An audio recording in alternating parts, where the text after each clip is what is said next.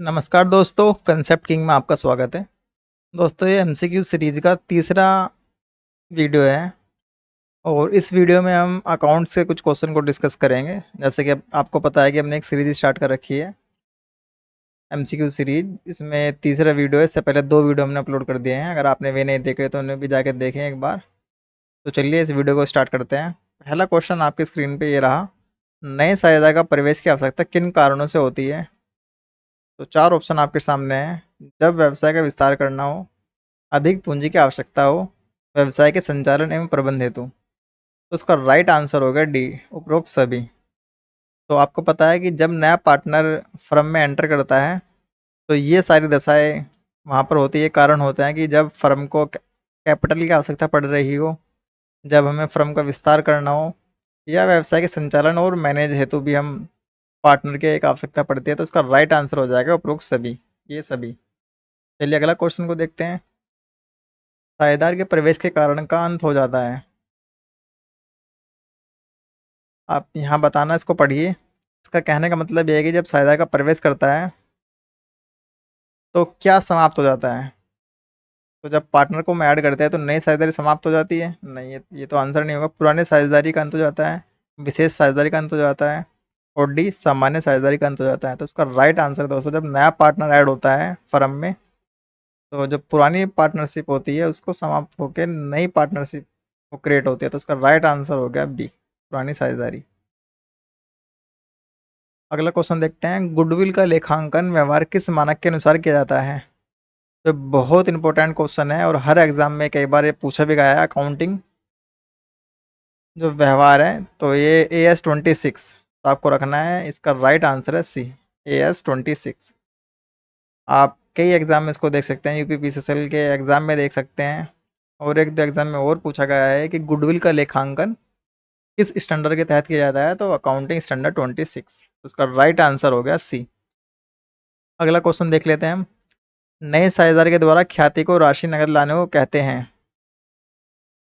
तो अगर आपने पार्टनरशिप पढ़ी हो अच्छे से ग्रेजुएशन के दौरान अपने, या 11th-12th में आपने पढ़ी हो, तो नए साझेदार के द्वारा ख्याति को राशि नगद लाने को क्या कहते हैं? आपको पता है, इसको बोलते हैं अधिमूल्य। इसका राइट आंसर हो जाएगा सी।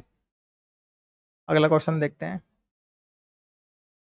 किसी नए साझेदार के प्रवेश पर संपत्ति में हुई वृद्धि को डेबिट किया जाएगा। आपको पता है जब हम कोई नया पार्टनर ऐड होता है फर्म में तो हम सारी एसेट्स और लायबिलिटीज का रिवैल्यूएशन करते हैं दोबारा से। तो इसमें बताया कि संपत्ति में वृद्धि को डेबिट किया जाएगा नए शेयरधारक के प्रवेश पर। तो आपको पता है कि ओल्ड पार्टनर्स कैपिटल अकाउंट। तो आपको राइट आंसर होगा बी,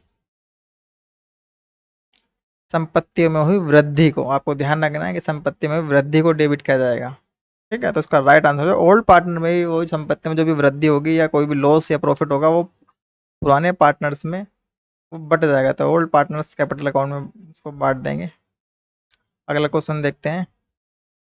एक फर्म में जेड को लाभ में 1/4 अंश के लिए प्रवेश दिया जाता है, जिसके लिए वह खाते के लिए 30,000 रुपये लाता है। देखिए क्वेश्चन पढ़ना इसको, कि कोई फर्म है उसमें जेड को हम लाभ में 1/4 अंश के लिए प्रवेश दिया जाता है, यानी कि 1/4 हिस्सा लेगा। अगर हम किसी भी भाग के 4 हिस्से करेंगे तो एक हिस्सा जेड का होगा, बाकी 3 हिस्से जो पुराने साझेदार हैं उनमें बटेंगे।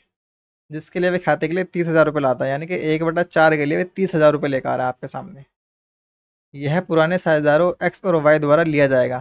तो आपको बताना है कि जो गुडविल वो पार्टनर लेकर आया है ये पुराने साझेदारों में किस अनुपात में बटेगा? तो अगर आपने पढ़ा हो तो इसका राइट आंसर हो जाएगा कैपिटल रेशो में, पूंजी अनुपात में। तो पूंजी अनुपात में दोस्तों वो बढ़ जाएगा। ए, बी और डी ये आंसर नहीं होगा, इसका राइट आंसर होगा पूंजी अनुपात में बांट लेंगे। अगला क्वेश्चन देखते हैं। एक नए साझेदार के प्रवेश के समय सामान्य संचय हस्तांतरित किया जाता है। तो जब एक नया पार्टनर प्रवेश करता है तो जनरल रिजर्व हस्तांतरित किया जाता है पुनर्मूल्यांकन खाते में, पुराने साझेदार के पूंजी खाते में, लाभ हानि समायोजन खाते में, और पुनर्मूल्यांकन खाते में। तो आपको पता है कि जो भी फर्म में या तो लाभ होगा, हानि होगी, लॉस होगा, जनरल रिजर्व होगा, तो वो आपके पुराने साझेदार के पूंजी खाते में ही हम उसको बांटेंगे। ठीक है, पुराने साझेदार जो होंगे उसके पूंजी खाते में उसको हम एंट्री उसकी करते हैं। तो सामान्य संचय जनरल रिजर्व इसलिए बनाते हैं ताकि भविष्य में कुछ हानि वगैरह होती है, लॉस अगर तो उसकी हम पूर्ति कर सकें। तो अगर नया पार्टनर आएगा फिर उसको भी देनी पड़ेगी, तो उससे पहले हम इसको क्या करते हैं, बांट लेते हैं। तो अगला क्वेश्चन देखते हैं। पुनर्मूल्यांकन पर लाभ या हानि को वहन करते हैं। तो जब पुनर्मूल्यांकन पर जो लाभ हानि होता है, रिवैल्यूएशन अकाउंट जब हम बनाते हैं, तो उस पर अगर लाभ लॉस हुआ या प्रॉफिट हुआ तो उसे कौन वहन करेगा? जो पुराने पार्टनर हो गए आपके, वे इसको वहन करते हैं। तो इसका राइट आंसर होगा ए। अगला क्वेश्चन देखते हैं। नए साझेदारों द्वारा ख्याति की राशि नकद लाने को क्या कहते हैं? बताइए, अगर नया पार्टनर कोई गुडविल लेकर आया और नकद लेकर आ रहा है वो, तो उसका राइट आंसर क्या हो जाएगा? प्रीमियम। प्रीमियम बोलते हैं उसको। अगला क्वेश्चन देखते हैं। नए साझेदारी ठहराव के बाद तैयार किए गए चिट्ठे में संपत्ति और दायित्व का लेखा किया जाता है। देखिए, मैंने बहुत सारी वीडियो अपलोड कर रखी हैं अकाउंट से रिलेटेड जितने भी थे। तो अकाउंट्स के बाकी मैंने जैसे ब्रांच की भी हमने वीडियो अपलोड करी, बहुत सारे हमने क्वेश्चन को सोल्व किया है, और ये इसमें पार्टनरशिप और कुछ कंपनी के कुछ क्वेश्चन है वेस इसमें है। और इसके बाद वीडियो पता नहीं आएगी या नहीं, क्योंकि मुझे नहीं लगता। अब अकाउंट से कुछ क्वेश्चन बचेंगे, एफएम वगैरह के क्वेश्चन होंगे दोस्तों, उसमें न्यूमेरिकल पोर्शन ज़्यादा है, तो उसके क्वेश्चन मैं लाने से बचूंगा। तो चलिए क्वेश्चन पढ़ते हैं। नए साझेदारी ठहराव के बाद तैयार किए गए चिट्ठे में संपत्ति और दायित्व का लेखा किया जाता है। चार ऑप्शन आपके सामने है। मौलिक मूल्य पर, पुनर्मूल्यांकन मूल्य पर, वसूली मूल्य पर, चालू लागत पर। तो नए साझेदार के ठहराव के बाद जो बैलेंस शीट में आपके एसेट्स और लायबिलिटीज होते हैं, तो पुनर्मूल्यांकन मूल्य मूल्य पर इसका लेखा किया जाता था। उसका राइट आंसर होगा बी, पुनर्मूल्यांकन मूल्य पर। अगला क्वेश्चन देखते हैं। कौन सी संपत्ति एक नए साझेदार के प्रवेश के समय पर अनिवार्यता पुनः मूल्यांकित की जाती है?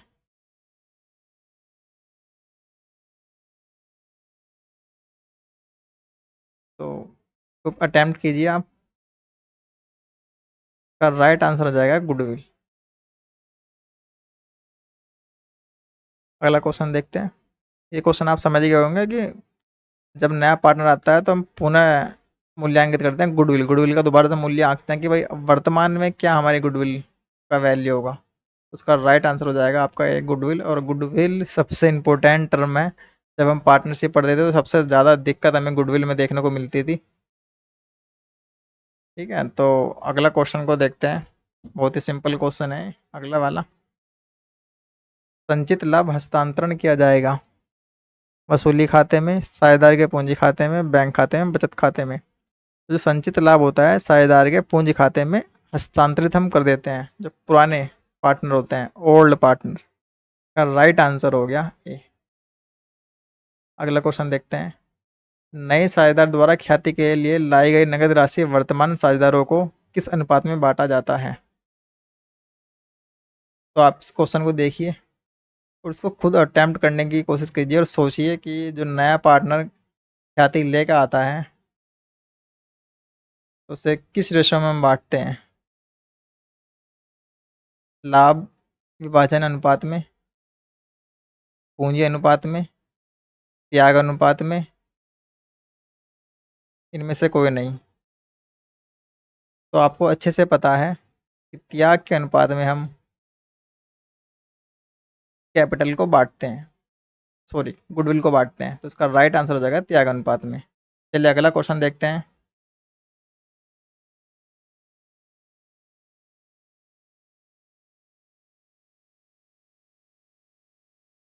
त्याग अनुपात ज्ञात किया जाता है साझेदार की मृत्यु होने पर, साझेदार के अवकाश ग्रहण करने पर, एक साझेदार के प्रवेश पर, और डी इनमें से कोई नहीं। तो जो जो आपका सेक्रीफाइस रेशो होता है वो एक साझेदार के प्रवेश पर ही ज्ञात किया जाता है।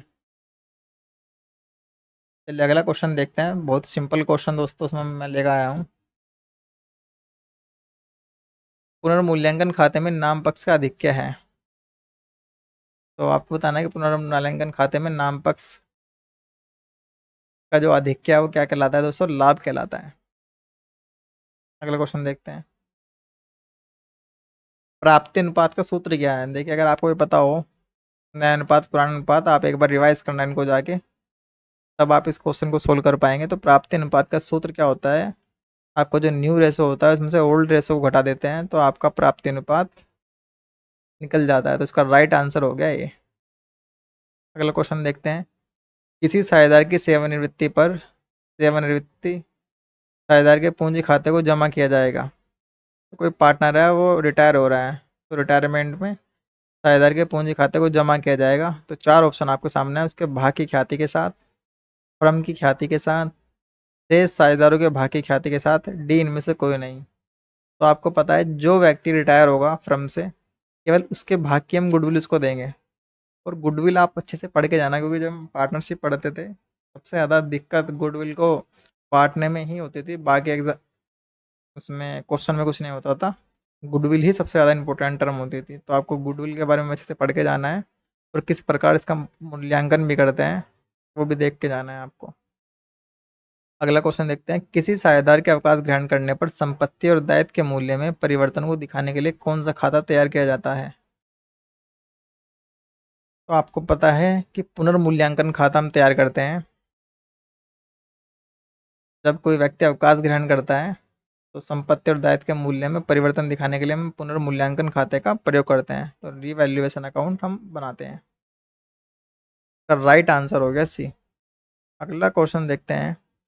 लाभ प्राप्ति अनुपात की गणना कब की जाती है। तो लाभ प्राप्ति अनुपात की गणना दोस्तों किसी साझेदार के अवकाश ग्रहण करने पर की जाती है। ठीक है, तो इसका राइट आंसर हो गया बी। अगला क्वेश्चन देखते हैं।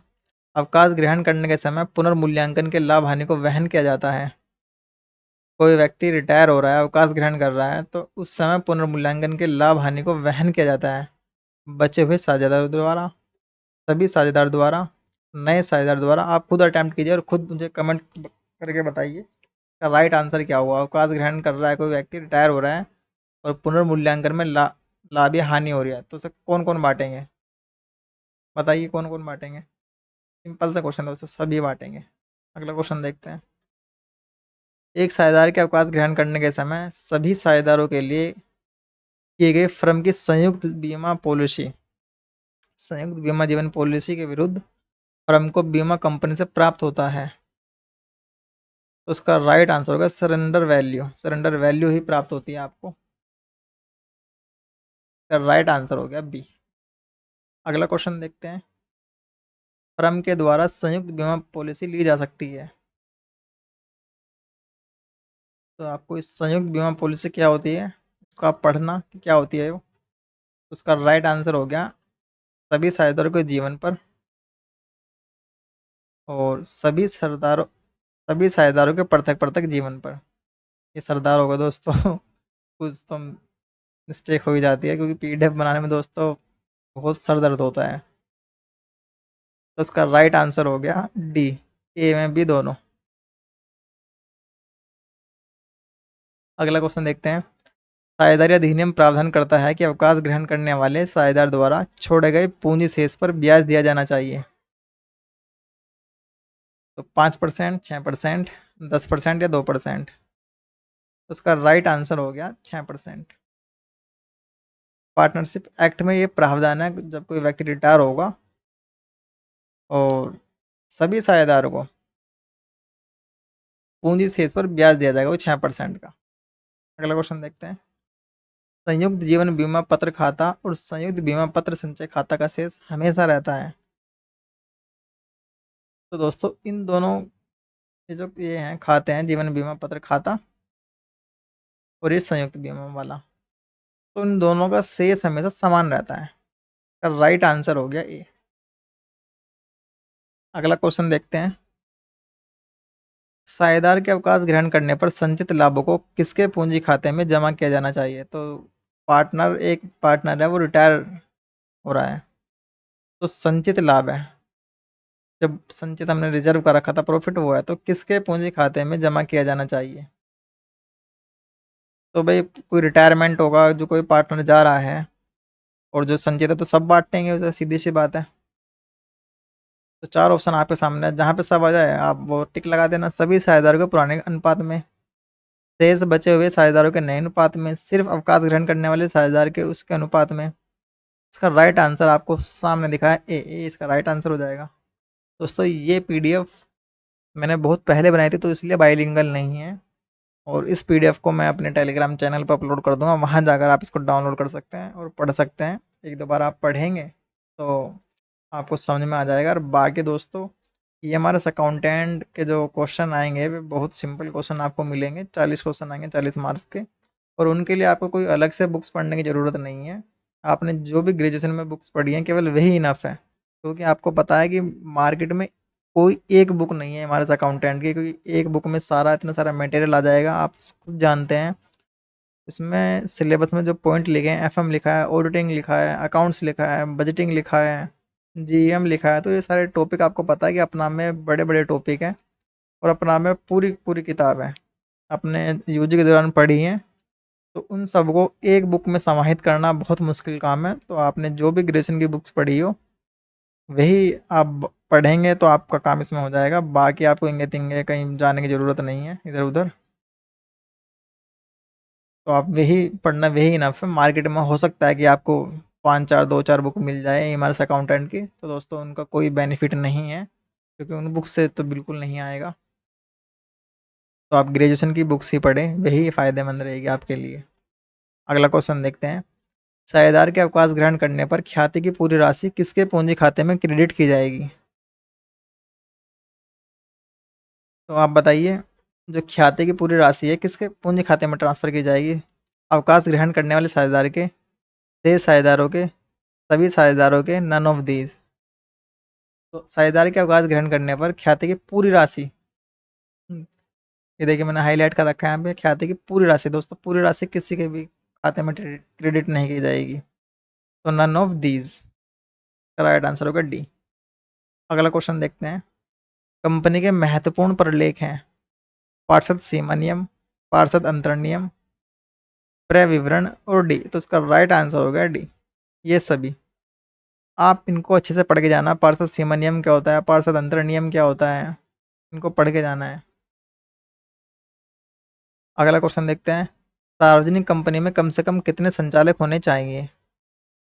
तो दोस्तों सार्वजनिक कंपनी में कम से कम 3 संचालक होने चाहिए, राइट आंसर इसका 3। अगला क्वेश्चन देखते हैं। निम्न में से कंपनी का चार्टर किसे कहते हैं? तो 4 ऑप्शन आपके सामने हैं। तो कंपनी का चार्टर दोस्तों पार्षद सीमा नियम को कहते हैं, पार्षद सीमा नियम। ये बहुत इंपॉर्टेंट है, जब आप कंपनी पढ़ते हैं तो पार्षद सीमा नियम, पार्षद अंतर नियम वहाँ पे आप पढ़ते हैं।